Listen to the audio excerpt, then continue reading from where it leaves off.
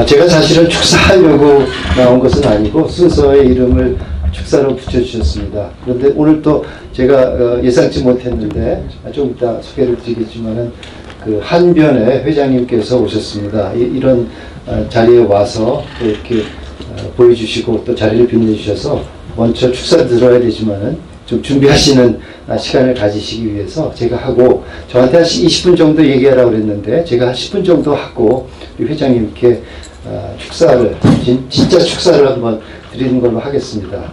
저는 사실 오늘 이렇게 저한테 기회를 주셨는데 마다하지 않고 온 것은 이 국사교과서 연구소가 하려는 일과 제가 겪었던 일을 연관지어서 이 연구소가 해야 될 방향과 또 당면한 문제가 어떤 것이 있는가 하는 것을 설명드리는 것을 통해서 이 활동들이 얼마나 많이 정말 잘 되어야 되고 또 여러분들께서도 많이 이렇게 성원하고 후원해 주시고 참여해 주셔야 되는가, 이런 생각을 해봤습니다.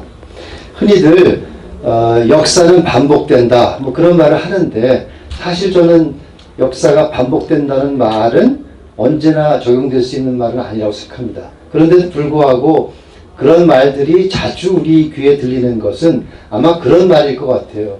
역사의 똑같은 실수를 보고도 또 반복해서 그 실수를 하는 것에 대한 기적이고 또 안타까움이고 또 비판이라고 생각합니다. 흔히들 그런 말을 하죠. 한 번 실수하는 것은 실수지만 똑같은 실수를 또 반복하는 것은 저는 죄라고 생각합니다. 그런 면에서 보면은 우리가 지금 겪고 있는 많은 어려움이나 이런 것들은 역사를 반복하고 있고, 또 그런 면에서 저는 저희들이 죄인이라고 생각합니다. 흔히들 모든 문제는 문재인이다 뭐 이러면서 그쪽에만 화살을 돌리는데, 사실은 우리가 역사를 이렇게 반복하는 것처럼 똑같은 그 역사의 그런 그 아픔이라든가 잘못을 반복하고 있는 것은 우리가 문제인입니다. 저는 그렇게 생각하고, 우리가 이 뼈아픈 실수를 반복하지 않고 무엇이 잘못되어 있는가, 이런 것을 갖다가 할 수 있었으면 좋겠습니다. 왜 역사가 반복되느냐 그런 말을 한다면, 지금 우리가 겪고 있는 대한민국의 위기가 구한말에 있었던 것과 마찬가지의 위기가 일어나고 있고, 이런 것을 우리가 철저하게 잘 배우지 못했기 때문에 이런 위기가 되고 있습니다.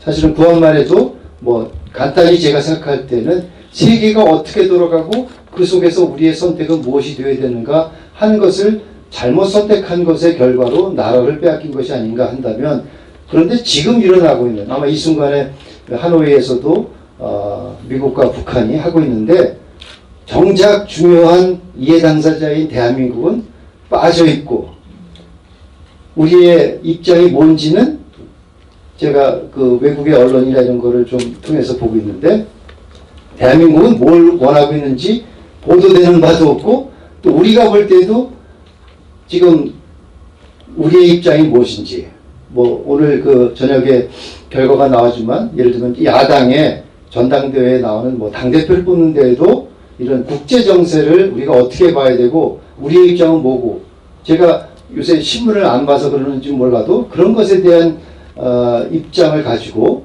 토론하고 이런 거는 못 봤을 텐데, 제가 볼 때는 똑같은 실수가 지금 반복되고 있는 것이 아닌가 한다면, 결국 이것은 뭐냐면 역사에 대해서 우리가 제대로 배우지 못했기 때문에 그렇다. 아예 안 배웠거나 또 잘못된 지식을 배웠다. 그리고 더 나아가서는 저는 역사를 잘 배우는 것이 무엇인가, 제가 늘 학교에도 그런 슬로건을 붙였지만은, 교육의 진정한 목적은 지식에 있는 것이 아니라 행동하는 데 있다면, 우리가 역사적인 지식을 습득하는 것에서 끝나서는 안 되고, 그러면 그럴 때 어떻게 해야 될 것인가, 행동하는 사람으로 만드는 데까지 역사 교육이 돼야 되는데, 지금 우리가 목격하는 걸 보더라도 잘못되고 뭐가 문제고 하는 것을 아는 사람들조차도 행동으로까지는 옮겨지지 못하는 것이 있다면, 이게 역사 교육의 실패가 아니고 무엇인가, 이런 생각을 해봅니다. 그런 면에서 정말 우리가 이러한 연구소에 어떤 활동이라든가 이런 걸 통해서라도 제대로 배우고 또 그 배운 것이 불가피하게 이걸 행동하지 않을 수 없을 만큼의 충분한 지식으로까지 또 행동하는 지식으로까지 갈 수 있도록 하는 것이 필요하다고 생각합니다. 저는 사실 그 역사를 전공한 사람도 아니고 저도 고등학교를 좋은 학교를 다녔다고 생각했는데 성장하면서 또 사회활동을 하면서 보니까 정말 역사 교육은 빵점이었다 생각을 합니다. 제가 한 에피소드를 하나 말씀드리면 제가 그 우루과이 라운드가 될 때니까 90년대일 겁니다. 제가 이제 그때는 제가 이제 환경 정책을 전공한 사람으로 정부 연구소에서 있었고 당시에 이제 우루과이 라운드가 타결되면서 아마 김영삼 정부 시절에 이회창 국무총리 그다음에 이제 그 박윤은 장관 이렇게 됐을 때 제가 이제 환경부 산하의 연구소에 있었는데 그때 이상하게 사회적인 분위기가 우루과이 라운드 다음에는 그린 라운드다 그랬어요. 그리고 우루과이 라운드에서 아주 막 사회적으로 굉장히 그 혼란스럽고 사실 혼란스러울 것도 없는데 그 난리를 폈습니다. 모르니까 그랬던 것 같아요. 그러면서 우루과이 라운드 때는 실수를 했으니까 그린 라운드는 잘 대비해서 가자. 그래가지고 그린 라운드 대책반이라는 게 만들어져 가지고 제가 매주에 하루는 환경부에 가서 대책반을 하고 심지어는 막 언론에서 떠들고 하니까 미국 쪽과 유럽 쪽에 파견단을 2주간씩 보냈습니다. 그래서 저는 그 미국 쪽에 소위 말하는 그린 라운드 대책반의 일원으로 갔습니다. 근데 갔더니 정말 창피했던 것이 뭐냐면 우리나라의 지식인의 수준이라는 사람들이 어떤 거고 우리가 얼마나 엉터리 정보를 가지고 뻥튀기하고 오도되고 있는가. 그린라운드라는 걸 가지고 그린라운드가 한마디로 말하면 환경을 국제적으로 이제 적용하기 위해서 무역 제재를 쓴다. 그러니까 우리나라는 수출 주도 국가이기 때문에 무역 문제만 나오면 아주 그냥 신경이 곤두서가지고 국가에 무슨 뭐 운명이 걸린 것처럼 그럴 때입니다. 아마 지금도 좀 그렇겠지만 그래가지고 무역과 환경의 연계를 어떻게 하느냐를 이제 파악하라고 미국의 이제 공무원들하고 저하고 이렇게 보냈습니다. 근데 2주 동안 미국의 여러 뭐 예를 들면 미국 USTR이라든가 뭐 그 외무부라든가 이런 데 갔는데 제가 갈 때마다 창피한 것이 되려 미국 사람들이 물어보는 거예요. 왜 요새 한국에서 오는 사람들마다 그린라운드 그러는데 그게 그린라운드가 뭡니까? 우리는 그린라운드가 뭔지를 알기 위해서 미국을 가고 유럽을 갔는데 정작 우리가 파견을 간 나라에서는 거꾸로 그게 뭡니까? 설명해 달라는 거예요. 그래서 저희가 교과서나 뭐 이런 그 무슨 책에서 본 거 가지고 교과서도 아니죠. 저희가 스스로 만들어낸 보고서나 이런 걸 보면서 앞으로 이런 환경이 국제적인 어떤 그 규약이 돼서 무역 제재를 하는 것입니다. 그랬더니 그게 지금 됐냐는 거예요. 그래서 왜 그게 될 거라고 생각하냐는 거예요. 그래서 정말 한 방 맞았습니다. 근데 지금까지도 안 되고 있잖아요. 그러니까 그런 걸 볼 때, 근데 저도 제가 참여한 것은 그 엉터리 지식 가지고 그때 장사 잘해 먹었습니다. 저도 그 지금 경제학자들 뭐 소득주도 성장이나 이런 거 말하는 사람들처럼 우리나라의 지식인의 수준이 그렇습니다. 그렇게 해서 갔는데 제가 이제 갈 때 그때 이제 환경부에서 저한테 출장비를 줄 예산이 없다 그래가지고 아시아 재단이라는 데서 지원을 받아가지고 이제 갔습니다. 그 지원을 받다 보니까 아시아 재단에서 워싱턴 DC에서 자기네들 모이는 원래 모임에 저를 불러다가 이 교찬 모임에 강의를 하라는 그 요청을 받았습니다. 자기네가 이제 경비를 댔으니까 와서 뭐 돈 낸 값을 하라는 그런 거였겠죠. 그래가지고 제가 가서 온 목적이나 이런 걸 얘기했더니 그 사람들은 전혀 관심이 없는 거예요.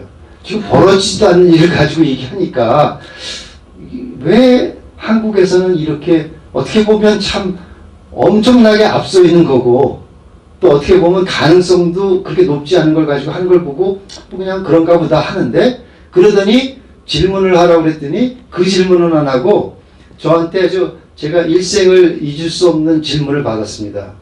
거기에 계신 어느 한 미국의 아마 교수였던 것 같아요. 그분이 저한테 물어보는 거예요. 이승만의 농지개혁에 대해서 좀 여기에 계신 그 사람들한테 소개를 해달라는 거예요. 근데 농지개혁에 대해서 제가 배운 적이 없거든요. 왜냐하면 고등학교에서 이승만에 대해서 배운 바가 없어요. 4.4.5.6 개헌 이런 것밖에는 없고, 기껏 생각나는 거는 뭉치면 살고 뭐 흩어지면 죽는다. 그리고 뭐 저희 때 유명했던 구민이라는 성우가 뭐 이승만 흉내를 내는 라디오 방송에서 뭐 했는데, 제가 볼 때 중요한 내용은 없고 무슨 뭐 그런 것밖에 모르니, 나는 환경을 하는 사람인데 왜 농지개혁을 하냐. 그래서 농업에 대한 오염 문제를 물어봅니까? 그랬더니 그거 아니고 농지개혁을 물어보는 거예요. 그래서 제가 말을 못하니까 하도 답답했는지 참석자 중에 아마 그 조지 워싱턴 대학의 무슨 경제학자인 어느 분이 장황하게 설명을 해주는 거예요. 왜 이게 중요한 것이고 지금의 대한민국을 만드는데 이승만의 농지개혁, 물론 그건 이승만의 고유한 생각이 아니라 아마 군정 시절에 계속 그렇게 했고, 또 사실은 한국이 자본주의를 출발하기 있어서는 농지 부분에 대한 어떤 그 소작농이나 이런 거를 계속하는 그런 게 필요했고, 그게 사실은 6.25가 발발하기 전에 완수가 됐기 때문에 6.25 때 북한이 노렸던 어떤 여기에 자기네들 공산주의화 하는데 결정적으로 실패하는데 한 가지 요인을 제공한 겁니다. 다시 말하면 대한민국이 노예 국가가 아니라 정말 자본주의가 뿌리내릴 수 있는 그런 것이었기 때문에 그걸 물어본 거예요. 그랬는데 저는 한마디도 대답할 수가 없었습니다. 그게 바로 열심히 역사교육 잘한다고 그러고 명문학교라고 다녔는데 기껏 배운 게 그런 겁니다. 또 제가 유엔에 가서 근무할 기회가 있었는데, 제가 고등학교 때 생생하게 기억하는 거는 이제 6.25 때 유엔군이 참전한 거지 않습니까? 그 이제 안보리를 통과해서 갔는데 그 선생님이 아마 모르고 얘기하셨는데 제가 저 말 속에는 기억이 나요. 아마 교회에서 그 목사님들도 설교하는 중에 나오는 게, 소련 대표가 그날 일요일 날 이제 그 유엔군 파병하는 것에 대한 결의를 하는데 소련 대표가 나왔으면 비토를 했을 텐데 그날 감기에 걸려가지고 못 나왔다는 거예요. 그래서 하나님이 이렇게 감기를 통해서도 나라의 운명을 바꾸신다, 뭐 그런 얘기도 하고, 제가 그 기억이 나서 유엔에 가서 이제 소련 사람들하고도 같이 근무를 하면서 물어봤더니 그런 일이 있냐 그랬더니 잘 모르겠다는 거예요. 또 중국 사람들한테도 그럼 중국은 왜 비토를 안 했냐 그랬더니 지금 보니까 그때는 중국이 아니라 대만 시절이었던 거예요. 자유중국이죠, 타이완.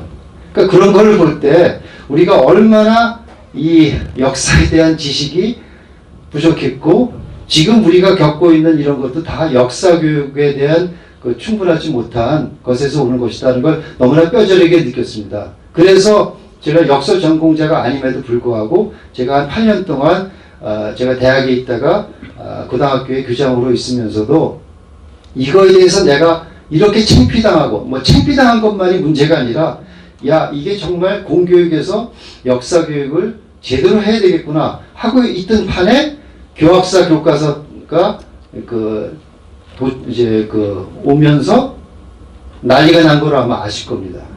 저희 학교는 사실은 그때 제가 그 학교 행정을 잘 파악하고 있지 못해가지고 개입을 못했기 때문에 제가 채택을 못했는데, 신문을 보니까 20개 학교 정도가 그때 이제 전주 상산고가 제일 앞장서서 복수 채택을 하고 그랬는데, 그 신문을 제가 본 거예요. 봤는데 일주일도 안 돼가지고 거의 100%가 다 백기투항하고 없던 일로 돼버렸습니다. 그래서 채택률이 제로가 된 거예요. 제가 그런 배경을 가지고 있다 보니까 오기가 나고, 이걸 내가 못 맡으면 안 되겠다 해가지고 복수 채택이라는 제도도 알아내서 해봤고 그랬는데 난리가 난 겁니다. 근데 그때는 제가 처음 당하는 일이라 당황도 하고 막 고민도 많이 하고 그랬습니다. 근데 비슷한 일을 한 몇 년 뒤에 또 받으니까 굉장히 단련이 되더라고요. 그리고 이제 나중에 세 번째 국정교과서 하는 때는 세 번째쯤 하니까 요령이 생겨가지고 이제는 다른 학교들이 이렇게 하면 내가 쟤네들이 이렇게 나오니까 이렇게 대비하면 됩니다 하고 할 정도로 여유가 생겼습니다. 그래서 뭐 제가 그 마무리 발언으로 마치면 많은 사람들이 이 우파라고 하는 사람들의 학자들 중에도 저한테 그런 얘기를 해요. 뜻은 좋지만 국정화라는 것은 이게 회귀라는 사회과학에서는 해서는 안 된다. 근데 저도 사회과학을 전공한 사람입니다. 그렇기 때문에 다양한 시각을 인정한다는 것은 저는 너무나도 그런 면으로 훈련을 많이 받았는데 잘못 알고 있는 거예요. 왜 국정교과서가 탄생했는가를 보면은 역사 교육이 아까 말한 것처럼 제가 배웠을 때 정도가 아니라 지금은 완전히 좌편향으로 획일화가 되어 있는 겁니다. 천하통일이 되어 있습니다.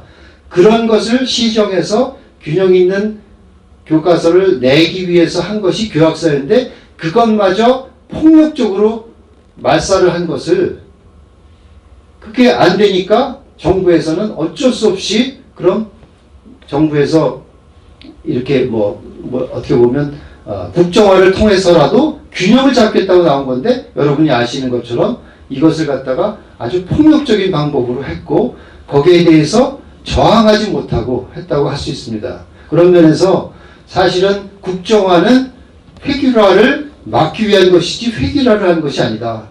그만큼 우리나라의 역사 교육이 얼마나 왜곡되어 있고 잘못되어 있고 허위 사실을 많이 유포하고 있는가 하는 것을 한다면 우리가 이것을 위해서도 이런 하고 있고 여러분 아시는 것처럼 이제 그 새 정부 이 문재인 정부가 들어서면서 국정화 교과서에 대한 백서를 냈습니다. 저도 앞부분을 읽어보고선 전혀 탄핵 때의 그런 재판문처럼 법적인 근거도 없이 그냥 교묘하게 뭐 아까 말씀드린 것처럼 획일화라는 그런 그림으로 뒤집어 씌우는 뭐 그런 식으로 되어 있습니다. 그런 것을 아마 이 연구소를 통해서도 이런 그 역사적인 기록으로 평가하고 분석하고 하는 일들을 해줬으면 좋겠다는 생각도 들고 또 그런 면에서 기대를 갖고 또 제가 저도 사실은 어떤 면에서는 잘못된 그 역사 교과서의 변천사의 피해자 중에 한 사람이라고 한다면 이 역사 교과서 연구소의 어떤 정말 그 활동을 통해서 진정한 어떤 그 평가를 받을 수 있는 것이라는 기대도 하기 때문에 일종의 이제 그런 큰 기대를 가지는 뜻에서 축사의 말씀을 대신할까 합니다. 얘기가 길어졌는데 앉아서 제가 여쭤보려고 그랬는데 그 몇 가지 역사적인 그 사실을 제가 좀 보강하고 특히 아까 분석행위라는 말까지 하셨는데 그래서 이게 폐기됐다 뭐 그런 얘기를 했는데 저희는 사실 그건 엄연히 폐기된 건 아니고 폐기 협조 공문만 온 거거든요. 그러니까 협조니까 그건 우리가 선택하면 되는데 저희는 폐기하지 않기로 했어요. 그래서 전화가 왔지만 안 했고 그래서 엄연히 그거는 여기에 그것까지 다루시지 않았지만은 저희는 2017년도죠. 3월부터 12월까지 거기 누르시면 돼요. 네. 그래서 쓰고 있고 1년 동안 써가지고 설문조사까지 해서 학생들이 처음에는 80%에 반대였다가 나중에는 80%가 긍정적으로 썼다라는 것까지 언론에다 냈고요. 그랬고 제가 이 과정에서 하나 몇 가지 빠진 걸 얘기를 하면 이거를 교육부가 했고 그 당시에 이제 탄핵 사태 때문에 교육부 자체가 우왕좌왕이라는 말보다도 뭐랄까 눈치 보기에 바빴어요. 그러니까 이게 지금 누가 어떻게 될까 대통령이 지는 것 같으니까 어느 쪽에 장단에 맞춰야 되는가 이걸 하다 보니까 우왕좌왕했고 그래서 저희가 사실은 그 저희 신문을 통해서도 했지만은 책이라도 보내라 아니면 그 책을 그럼 검정으로 해서라도 인쇄해서 책을 사볼 수 있게라도 해달라. 그런데 협조를 안 했어요. 그래가지고 조선일보나 이런 데 언론을 통해서도 기고하면서 책이라도 보내라. 그랬더니 비밀리에 보내주기로 했습니다. 그랬고 그게 이제 이거를 갖다 이제 여기 황교안 총리가 여기 한 것처럼 연구학교를 통해서 선별적으로라도 보급을 하라 그랬고 문명고등학교가 했잖아요.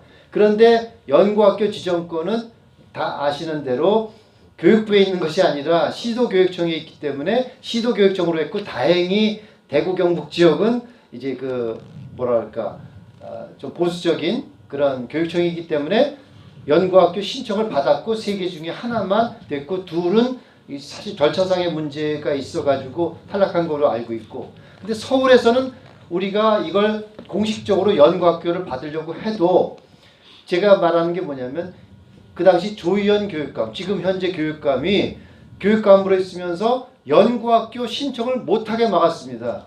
이게 어떻게 보면은 저 문재인 대통령이 폐기 요청하는 것보다도 더 불법 사항이라고 저는 보는 거예요. 이것을 역사에서 직권남용으로 사실은 고발해야 됩니다. 그래서 제가 신문 조선일보 기사에도 났어요. 이걸 왜 못하게 하느냐. 공개적으로 공도했는데 자기는 자기네 나름대로 이것을 연구학교를 할 거냐 말 거냐에 대한 그 자문회의를 했다는 거예요. 누가 했느냐 공개 안 합니다. 그런 걸 사실은 이 국정 여기 저 백서에서 밝혀야 됩니다. 거기에 들어갔던 사람들도 역사의 주인이라고 저는 생각하는 거예요. 그래서 했고, 그래가지고 비밀리에 어떻게 보면 교육부가 자발적이라기보다는 타의에 의해서 저희 같은 학교들이 그럼 책이라도 보내라. 이거는 저자들에 대한 모욕이기도 하다. 그래가지고 보내달라고 했더니 그거에 대해서는 명분을 자기네들이 안 보낼 명분이 없기 때문에 보내줬습니다. 그래가지고 아까 6,000개가 갔다고 그랬는데 그건 어디서 보셨는지 모르지만 하여튼 갔습니다. 저희 학교는 학생 전원이 다 받았습니다. 근데 많은 학교들은 도서관에 한두 개씩 보냈기 때문에 전국으로 치니까 6,000개가 됐는데 거기에 또 나쁜 사람이 등장합니다. 당시 국회의원이었던 유은혜가 각 학교나 교육청에다 공문을 보내가지고 교육부에다가 얘기했더니 교육부에서는 공개할 수 없다. 그랬더니 각 시도교육청에 보내가지고 공문을 보내서 이거 교육부로 받은 데들은 자진 신고해라. 이거를 했습니다. 그래서 저희가 조선일보 그때 김현주 기자한테 보내주고 한 것이 이거 왜 공개하려고 하냐. 결 뻔한 거 아닙니까? 전교조한테 지적 내려가지고 이거 받은 학교들 가서 때려 부셔가지고 못 받게 하고 반납해라 하는 겁니다. 그렇게 해서 악랄한 짓을 한 거예요. 근데 저희가 마침 그 조선일보에 그 협조를 받아가지고 했기 때문에 뭐라고 발뺌을 했냐면 그냥 파악만 하지 이름은 공개하려고 그런 거 아니다. 이게 말이 됩니까? 이렇게 무대 보고 악랄한 사람이 지금 교육부 장관으로 있는 겁니다. 예. 그리고 그 당시에 교육부 장관도 이준석 장관도 법에 따라서 자기가 추진했던 거를 끝까지 못한 그것도 나는 역사적으로 평가받아야 됩니다. 그거는 제 주장이 아니라 제가 다행히 거기에 관련됐기 때문에 담당 국장도 저하고 많이 교류를 했고요. 저하고도 만났고 그 과정을 담당하던 경찰청의 출입 그 담당관도 기록을 다 가지고 있습니다. 그 사람이 공개할지 안 할지 모르지만 이 어떻게 보면 소신 없는 교육 수장들의 문제도 이건 뭐 법의 사항은 아니지만 역사의 기록을 남겨야 된다 생각하고요. 그 다음에 아까 마지막으로 이게 유폐됐다 그런 말씀하셨어요. 그러니까 국정교과서가. 근데 제 생각에는 이것을 그 대통령령으로 한 거죠. 폐기시키는 걸로 했다는 뭐죠? 행정명령입니다. 네. 근데 그거는 앞으로 안 하겠다는 것이지. 제가 물어봤어요. 과거에 대해서도 그럼 이 책은 역사 교과서로서 존재할 수 없다라는 사형 선고를 낸 건 아니라고 저는 생각하거든요. 소급할 수는 없는 거잖아요.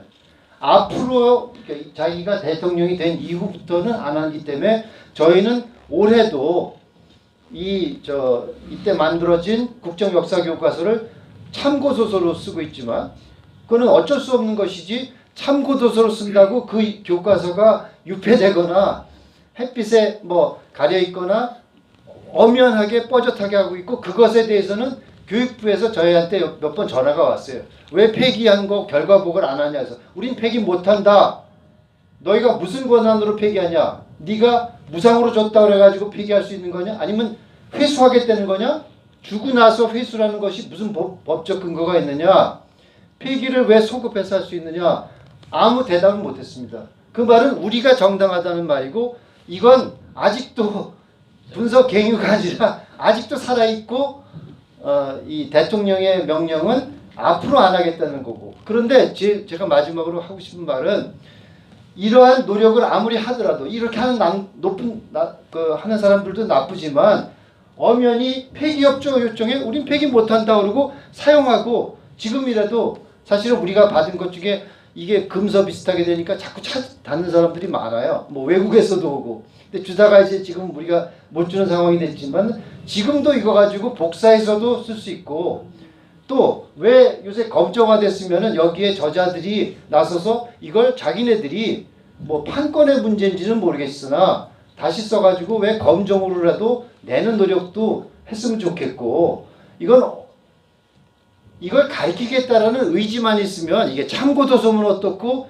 사실은 교사들의 재량권이 많이 있기 때문에 이게 폐기됐다고 뭐 못 가르치는 것처럼 그렇게 뭐라 그럴까 판단하는 것도 우리가 좀 잘못이고 다시 생각해 봐야 된다. 이런 나쁜 짓을 하고 하더라도 얼마든지 우리가 또 저항하고 그 정신을 살릴 수 있는 길은 있다. 이런 말씀을 좀 드리면서 질문 겸했습니다.